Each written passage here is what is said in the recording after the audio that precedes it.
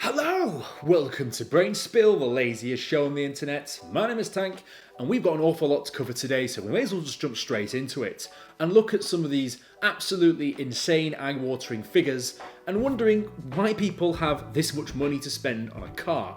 Well, let's find out. The British-made luxury car maker is described by the BBC as probably one of the most recognised icons in the world.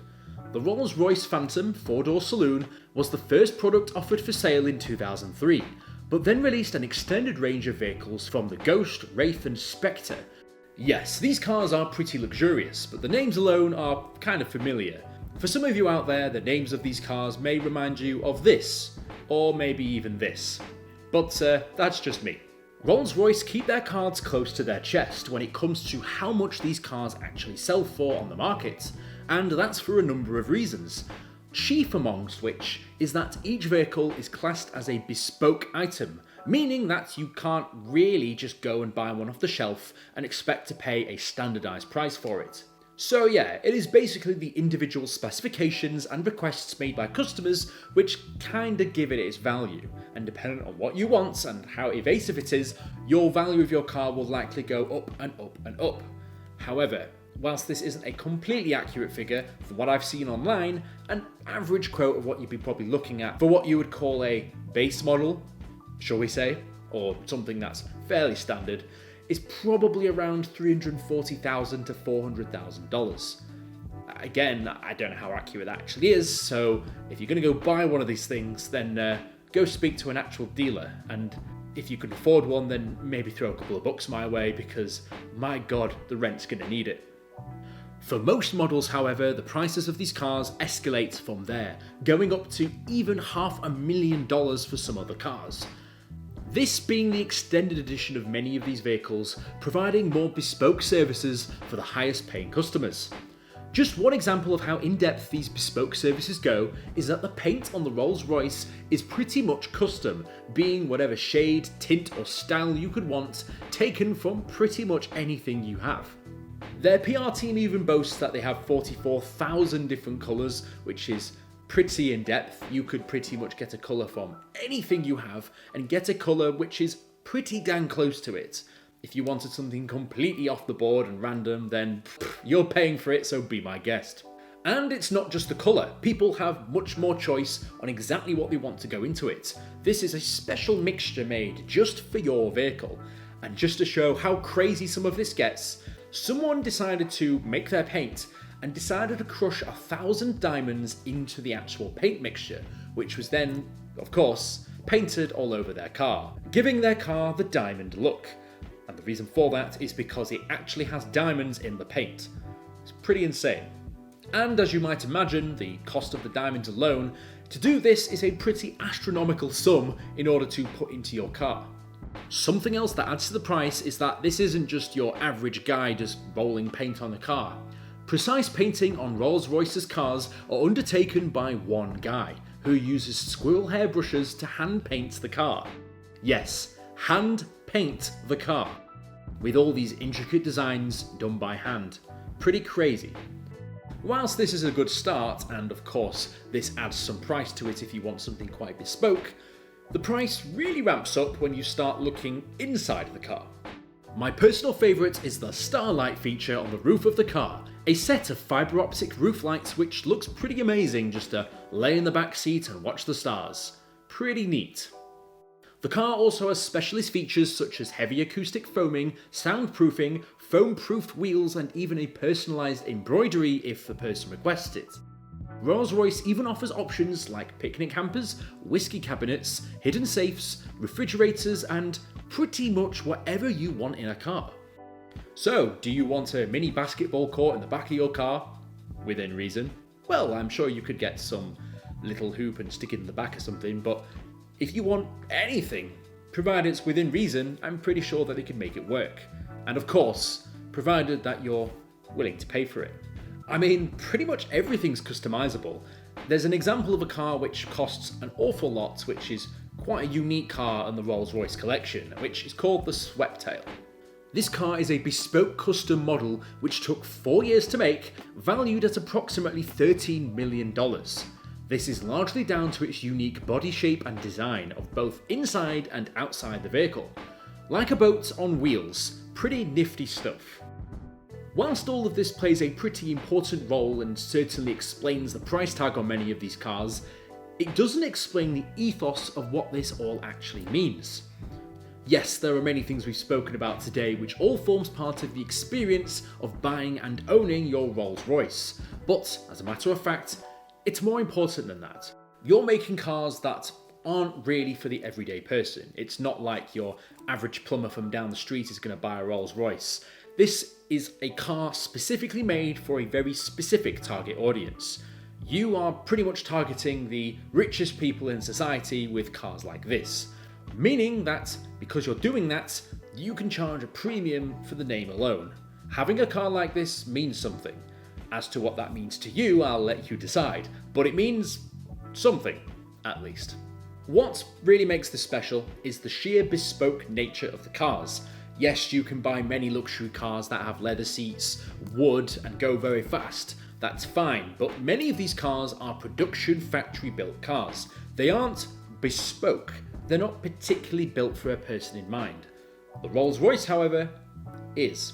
So yes, it is this unique experience and attention to detail that gives Rolls-Royce its character and its reputation. It's not about having a good car, it's about having the best. We are talking today, of course, about 7-star hotels. In particular, one hotel which is potentially the only 7-star hotel. But why are we talking about this? Why 7 stars? What do you need to be a 7-star hotel? All of this we will be exploring today, watching someone who desperately needs a holiday for himself. Now, the concept of a 7-star hotel doesn't actually exist. If somewhere purports to be 7 stars, it is somewhere of extreme luxury, but is generally deemed to be worthy of 7 stars by various journalists that may come and stay at the hotel. I mean, hell, some places even call themselves 7 stars. As to how legitimate that is, I'll let you be the judge of it. If something is truly much better than your standard 5-star hotel experience, then why not throw on an extra star or two? Just for class. There are actually a number of places which would deem themselves to be 7-star hotels. Hotels in places such as Abu Dhabi, Switzerland, and South Korea. Over the years, a number of premium spots have been dubbed 7 stars. So the title isn't completely true.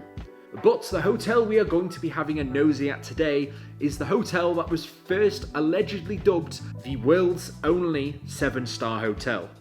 Hence the place that most people think of when you coin the term a 7-star hotel.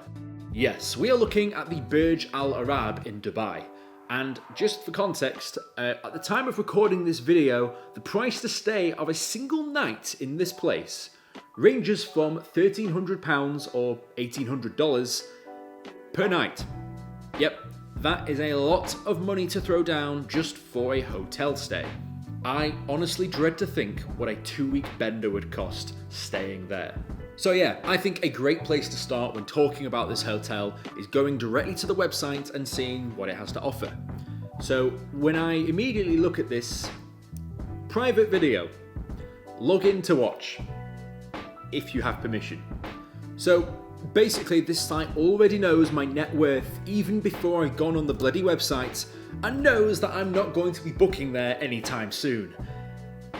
Great. I'm so poor. The Burj Al Arab, a global icon of Arabian luxury. Well, that's a good start. I promise this isn't going to be sponsored or anything. This is just me being curious as to what so much money can get you in such an exclusive hotel. A landmark of architectural innovation, a hotel that's home to cutting-edge engineering, from the unique man-made beach and infinity pool terrace to one of the tallest grand atriums at 180 metres high. Damn, that looks fancy.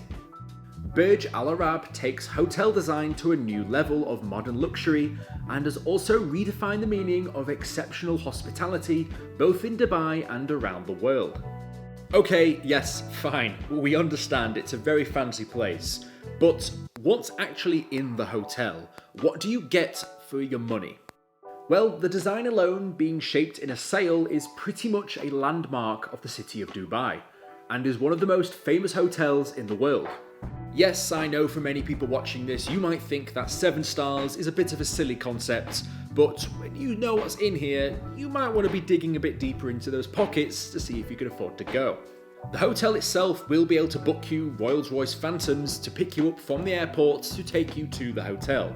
And for those of you that may or may not know, they are very luxurious vehicles. And here's an entire fleet of them because, yes. The hotel itself is segregated from the mainland, on its own island central to other popular destinations and attractions in Dubai. Close enough to be able to go and do all these things, but also just far away enough to keep you away from the common riffraff of the other less rich people than you. Okay, just for some context here, the pictures don't do it justice, but as an explanation of how big this thing is, when you're stood inside the atrium itself is as tall as the Eiffel Tower. So that should give you an indication that this hotel is pretty damn big. On the inside, once you've finished staring at the ceiling for 20 minutes, you can venture around the waterfall, dancing jets and even aquariums to see some tropical sea life swimming around, topped off with gold leaf decor and boutique. The hotel itself has about 201 luxury duplexes overlooking Dubai, and with a myriad of various terraces, pools, private beaches, jacuzzis, spas, you've got the whole thing. Being topped with some of the finest entertainment venues in the hotel, and with restaurants being headed by Michelin star chefs. The standout restaurants are the Al Mahara, built around an aquarium, Al Munther with a sky view tapas bar, and Gold on 27, a cocktail bar that is benefiting of the name. So yeah, for the culturally sophisticated amongst us, there is plenty of options to go for. And when I say the culturally sophisticated among us, I'm of course not including myself in that. I'm just a bit of a degenerate, so you're gonna take my word for that. I mean, the last time I was in a hotel, I went to the buffet bar and they had an entire plate of halloumi, and of course, instead of being selective in the food I had, I basically had a plate of halloumi. Not gonna lie, it was nice, but it probably wasn't sophisticated. By any means. The hotel has top-of-the-range spa and health clubs, cutting-edge training facilities, saunas, steam rooms, plunge pools, 18th floor infinity pools, hair salons, a swim-up bar, and a man-made beach on one of the terraces itself. And of course, wherever you decide to go, there are butlers waiting on you hand and foot to make sure that this is the most luxury and classy stay you've ever been on.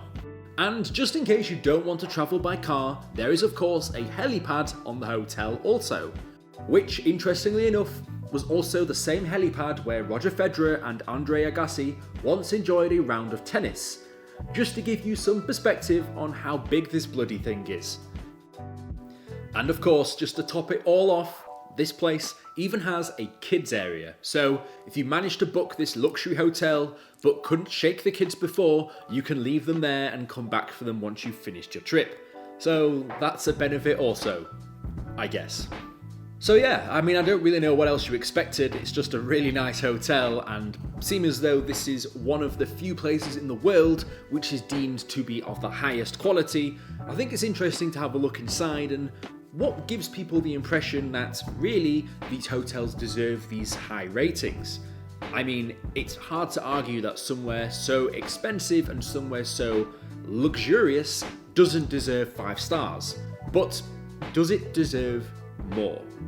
It always does make me wonder whether some of these journalists are given the extra nice treatment in order to make sure that their reviews are absolutely glowing. And not gonna lie, if I was one of those journalists, then I think I could sneak in a 7-star review somewhere, you know, provided I experienced a 7-star stay. When you watch professional poker on television, you see that the poker players are sat at the table with massive stacks of chips and money all next to them, particularly if they're the winner and they're sat there with their massive prize pool. But the reality of the situation is this is all not really the case, because that money that poker player sat with doesn't keep it all. Normally. No. The reality is that for most players, the people making the real money aren't even the poker players themselves. Let me explain. I mean, yes, professional poker players do earn a good living from what they do, but the extortionate prize pools you see them win, normally they aren't the ones walking away with that. We need to talk about something called poker staking, a common act in the poker tournament business where people effectively put money down as an investment on a poker player in a tournament, betting that they're going to win, almost like backing a horse in a race. The poker player and the backer will negotiate a percentage price split, to which the backer takes the percentage of all the winnings made. So, if you bet on a player with a 10% stake and they win or cash, the buyer receives a percentage of the winnings pro rata to the investment. If the player loses, the buyer loses. Simple. Just bet on the horse that you think is going to do best. And no, I'm not saying that in any derogatory way. Backing the horse is the term that they use in the business for this very idea. So, why would anyone do this? Particularly if you're a poker player and you're going in there to win the big money. Why on earth would you give it to someone else? Well, the purpose of this is that the person putting down the stake is taking a gamble on bigger winnings, which, if we're talking about games at a high-end professional level, can be very rewarding if you back the right horse. The backer gives the poker player a guaranteed fixed sum of money, win or lose, which gives investors a way in without actually playing a single hand at the table. This actually has quite a lot of benefits in the fact that, particularly if you're a beginner player and you may not have a lot of funds yourself in order to put down such a risk in order to play at the table. Because of course you need a buy-in before you can enter the tournament. If you're new to the game and you put down your own money and you lose it, then, well, you're even worse than when you started. So these sorts of ideas are good because it means that the player goes into the tournament, win or lose, the person that has backed them is going to give them a fixed sum of money. Meaning that, well, of course you want to try your best, but if you don't win, that's fine. At least you won't take such a big financial hit because you have that investor behind you. And the investor, well, it's gambling, basically, at the end of the day. You back your horse, if they win, then fantastic. You could be making a lot of money. As you might imagine, entering tournaments can be no small feat, being that many games could run up to a couple of dollars, but when you get to a professional level, this can go into the hundreds, thousands, or tens of thousands of dollars just to enter a poker game. Even at the very highest level, you could be stumping in upwards of $1 million just to have a seat at the table. The returns on this can be really good, however, in that even footing a couple of $1,000s, the returns at the highest end of the placements, say the top 10 players in the game, may even get a return in some cases of 200 to 300 times what they put in. Yes, these tournaments will have a lot of players involved, but at the same time, the more people that buy in, the greater the pot is at the end and better for the players that end up on the higher side of the leaderboard. And yes, whilst the players themselves don't get the potential 200 to 300 times payouts, they have their fixed sum, and if they get anything else on top more, great. This is basically just a way to mitigate risk, as far as reasonably possible. I would say that even though I'm explaining all of this to you, gamble responsibly, kids.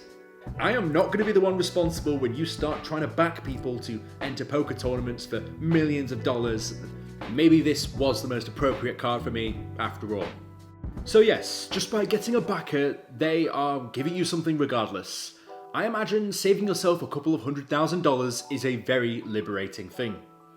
Yes, you could get a backer, flop the game and pay your way out. But then who's going to back you in the future? There are different ways to stake. You can stake specific games, tournaments, or even agree to a long-term deal where you might agree to back every game a player enters for a period of time, in which the percentage split is normally 50-50. I didn't even know this existed until I saw someone talk about staking when playing a poker game, and curious old me was like, what's that? You need to teach me this right now. Which is crazy, and I do enjoy playing poker games with my friends, but there's a whole business model behind this entire industry that I didn't even know existed.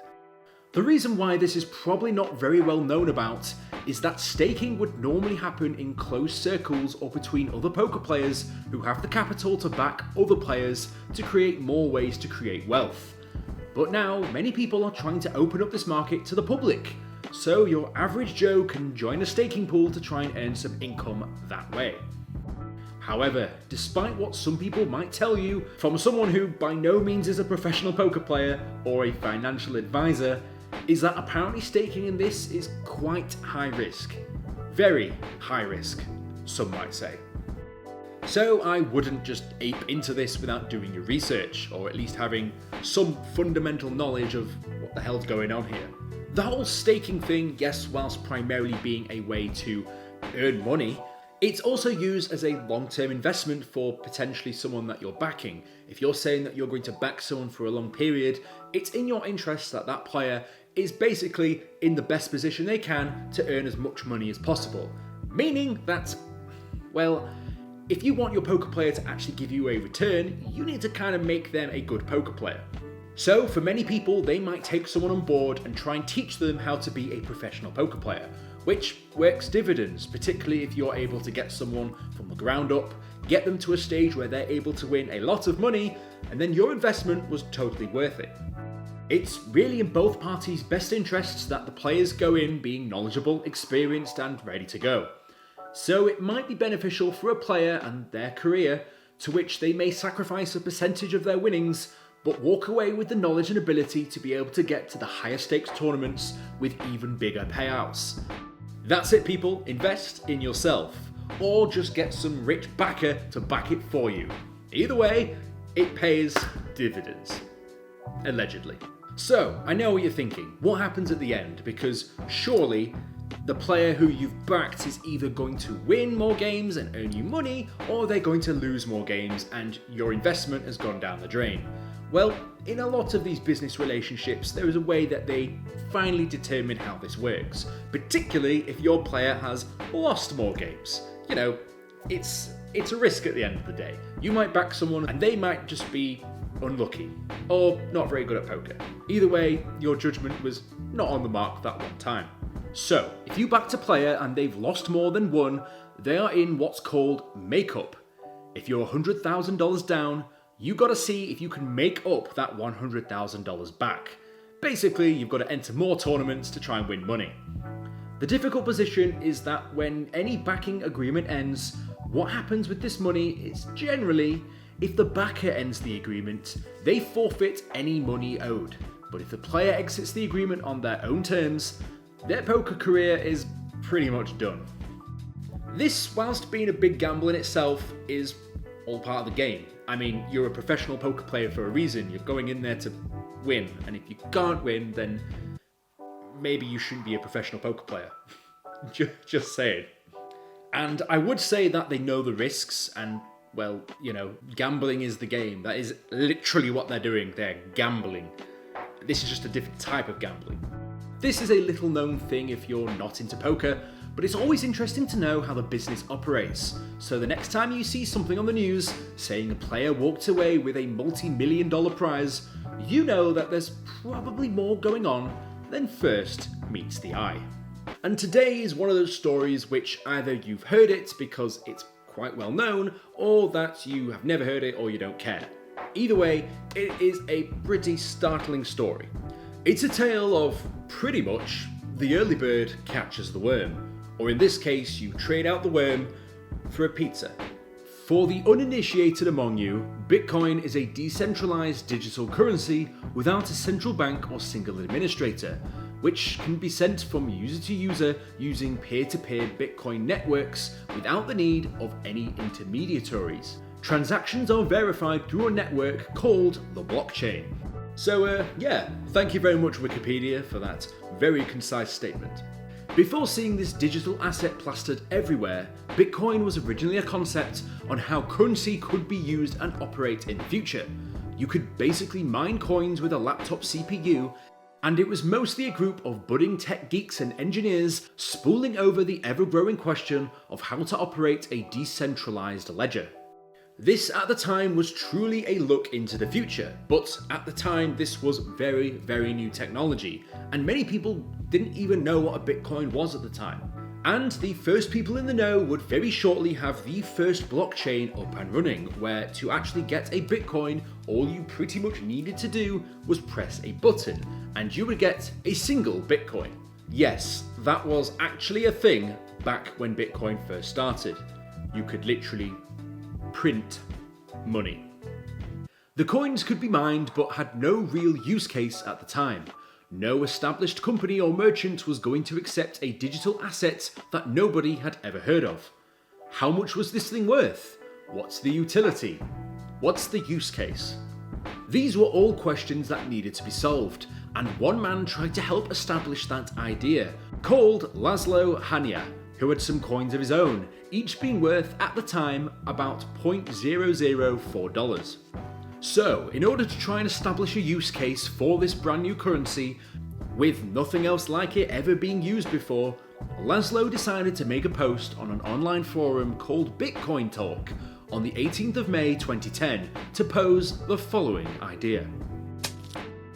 I'll pay 10,000 Bitcoins for a couple of pizzas, like maybe 2 large ones, so I have some left over for the next day.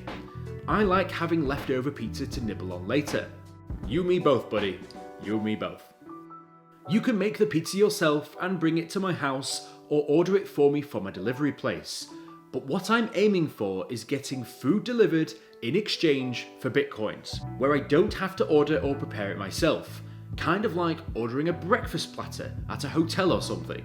They just bring you something to eat and you're happy. This is crazy, preposterous. So preposterous, in fact, that it might just work. I like things like onions, peppers, sausage, mushrooms, tomatoes, pepperoni, etc. Just standard stuff, no weird fish topping or anything like that. I also like regular cheese pizzas, which may be cheaper to prepare or otherwise acquire. If you're interested, please let me know and we can work out a deal. This post online would be the precursor to the very first transaction using Bitcoin, an actual use case for this new currency that nobody had ever heard of before, something that we have grown so synonymous with today. At first, it did take a little bit of time to find a seller near the Florida area, or someone who would be willing to buy a pizza for him in exchange for Bitcoin. One user comments that 10,000 Bitcoin was quite a lot and suggested he could sell them on the market for about $41 at the time, which is a fair estimation, I guess, of what you should expect to pay for pizza. No need for cheating people out of good money now, is there? Laszlo then commented saying the following. So nobody wants to buy me pizza? Is the Bitcoin amount I'm offering too low? So yeah, this is the point where I have to put my head in my hands and think, why on earth didn't I listen to those internet basement dwellers at the time? Because yes, I was a nerd too, but I wasn't so much so that I had an intimate knowledge of what this Bitcoin thing actually was. People would say, invest in Bitcoin, not financial advice by the way, but whenever I was told this, I was like, go away with your crazy internet money. Yeah, if only I knew. Yeah, my friend, I would give you a pizza for $40 if you were going to give me that much Bitcoin back then. I think it would be a pretty wise trade. Then, on the 22nd of May 2010, a post went up where Laszlo confirmed that a deal had been made with a user called Jekos, who made the trade for Papa John's Pizza of all things, making this the first purchase of Bitcoin for a good or service, and the start of something truly revolutionary. The trade went ahead. Laszlo got his pizzas and he paid 10,000 Bitcoin. And his daughter was pretty happy too, which is cute and all, but hindsight's a funny thing, given that he paid 10,000 Bitcoin for this. At least at the time, everybody was happy with what they got at the end of this trade. At the time, at least. This offer was extended to anybody that wanted to buy Laszlo pizza, but he soon withdrew the offer only a few months later when the asset started to gain traction and the price of Bitcoin accelerated. No man wants to spend thousands of dollars on pizza. You know, most people anyway. unlike the people that bought the incredibly expensive pizzas in my other video, the world's most expensive pizza. You know what, you can check that one out too at the end of this video. Wink wink. So, if Bitcoin was worth $50,000 and you still had 10,000 Bitcoin, that pizza would have been worth $500 million. And yes, I could have clickbaited the title of the video and said man eats $500 million pizza, which technically would have been correct. But the reality at the same time is that this pizza was worth about $40. And quite frankly, nobody had any idea that Bitcoin would become the monumental success that it has done just within a year or so of this happening. For Laszlo, he had just given away 10,000 Bitcoin. He got some pizza for it, and there may be an argument to be made that that probably wasn't the smartest thing to do. But he was making history. He had purchased the first good item or service using Bitcoin, and that would be the start of something truly great. He has been making history. However, my question is, does Laszlo regret it? Years later, Laszlo was asked this very question, and his answer was that he doesn't like to think about it. He doesn't like to think about what he spent and what Bitcoin is now worth. And I think for anybody in that position, they would have given the exact same answer, because you can't really think about that. It's done. It's paid. That's it. You know what I mean? Just think about how many Papa John's pizzas you could have bought for $500 million. Yeah, I can imagine a fair few. Well, Laszlo has admitted that after the purchase of these pizzas, he started to go all in and made a number of other trades using Bitcoin.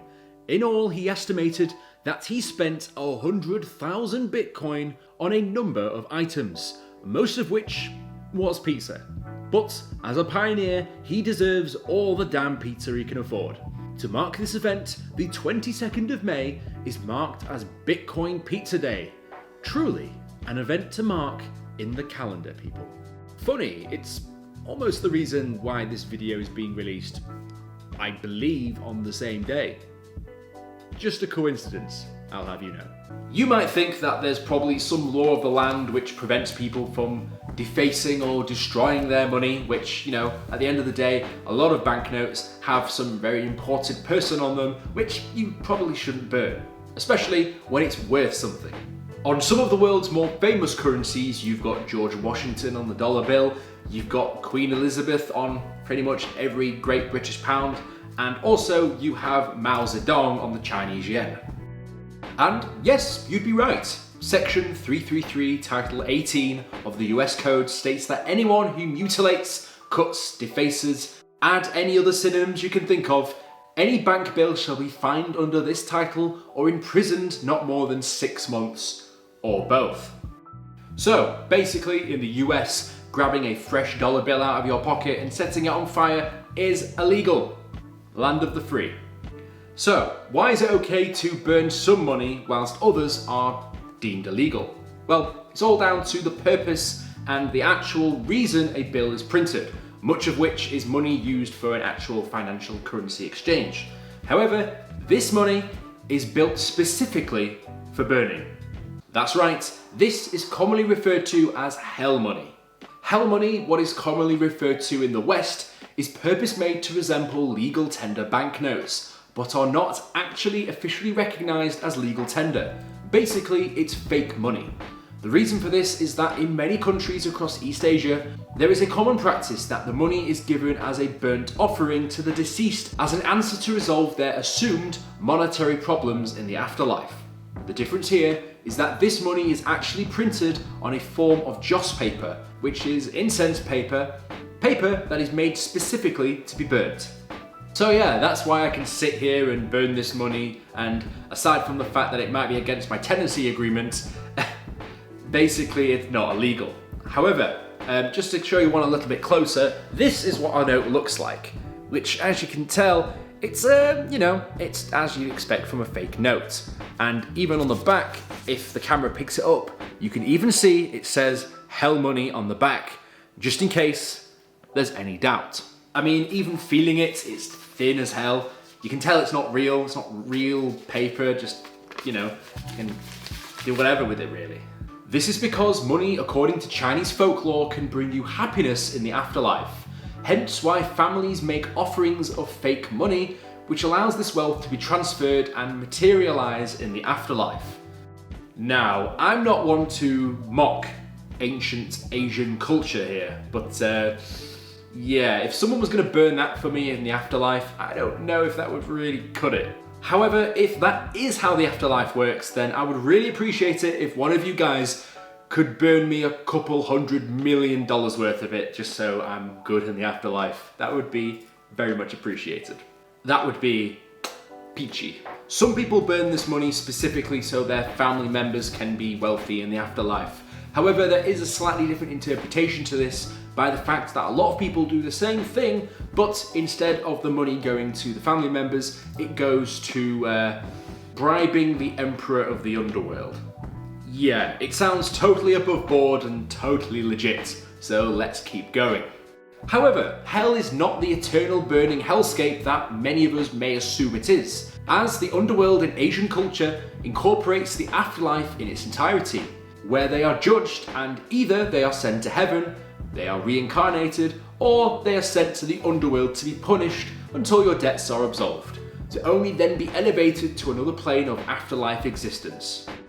Ah, there we go. That's the underworld I think most of us know, the eternal burning hell landscape. And when I was saying earlier about bribing the emperor of the underworld, that ain't a joke. That was literally what some people do and the reason why people burn this stuff. As basically people think that if you can bribe the emperor of the underworld, they might be a little bit more lenient on your recently deceased family member who may get into heaven as a result of you burning them some fake money. So whichever way you try it, it's a good shot. As you might imagine, because this is fake money, then the idea of inflation may not be such a thing that people have thought of.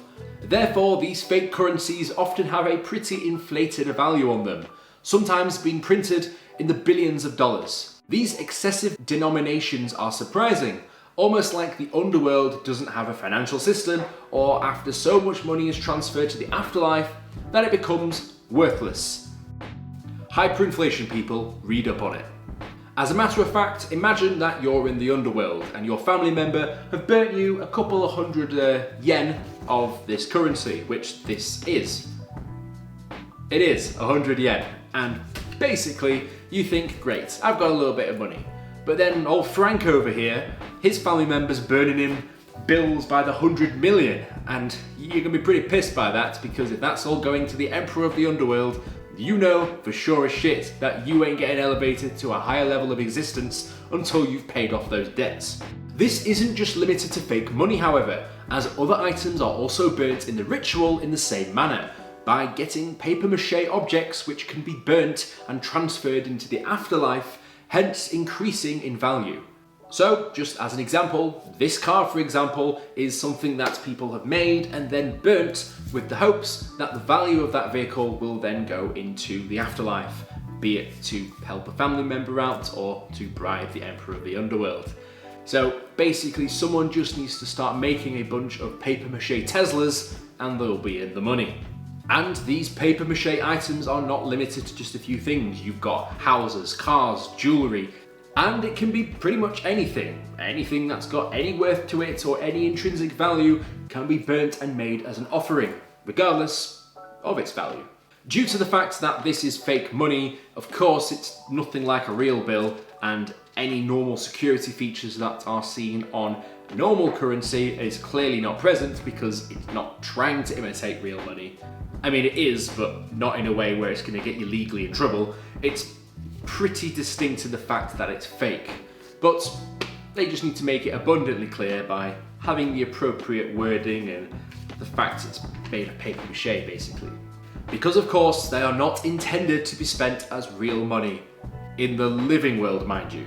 I know I've joked and all talking about this, but the act of doing this is simply just to pay respect, to pay homage to your ancestors, since those ancestors are the ones who've raised them, and in order to honour them, this is a way to give back once they've passed into the afterlife.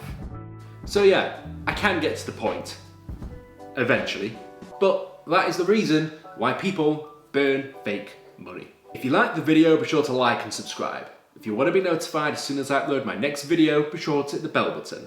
And if you've got any ideas for what topics you'd like me to discuss next, let me know down in the comments below. As always, sources used in the video will be in the description. I'm in the money. I'm in the money. Wow, that was a big one. Look, if you're gonna do this, make sure it is actually fake money and not the real deal, because I don't want you breaking any laws here. And also, who wants to burn real money? Just had to make sure I wasn't setting fire to the carpet. I'll see you guys in the next video. Fantastic.